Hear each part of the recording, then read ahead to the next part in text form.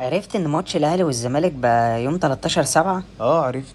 بس ايه المهم يعني؟ يا ابني ده ماتش القمة، قطبي الكرة المصرية هيلعبوا، تقول لي ايه المهم؟ قطبي ايه يا اخويا؟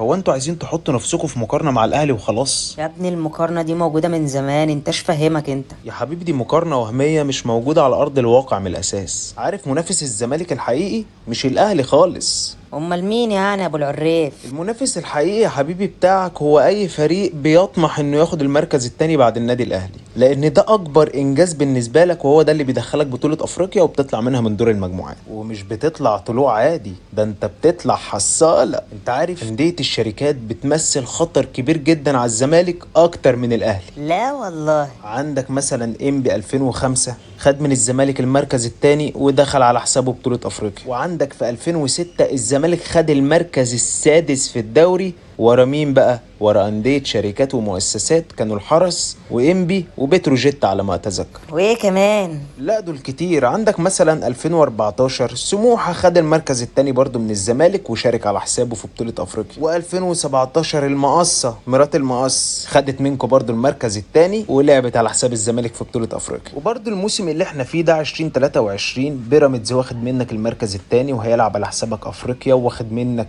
يوسف أسامة نبيه وسيف فاروق جعفر في السكة. ده غير انه كمان عشمك وغفلك وقال لك لا انا مش هلعب السوبر لو انت ما روحتش، وراح مغفلك ولعب هو السوبر. لا ثانية واحدة، لو انتوا خدتوا السوبر احنا خدنا كاس الكرامة. ده مش كاس الكرامة، ده كاس غسيل المخ الجماعي. المشكلة ان كلكم مصدقين ان الزمالك المنافس بتاعه هو النادي الاهلي. الاهلي واخد بطولة الدوري الممتاز 42 مرة وال43 في السكة، والزمالك 14 مرة ويقول لك منافس. لا حول ولا قوة الا بالله. اضرب كف على كف يا حاج. بقالكوا 22 سنة ما حققتوش بطولة افريقيا وجاي تقارن نفسك بيا ازاي؟ حاسس بهبوط انت دلوقتي. ما تقلقش، كده كده بيراميدز وفيوتشر وزد جاي خلاص، كده كده هتهبط ما تقلقش، او هتنافس على الهبوط بجدارة.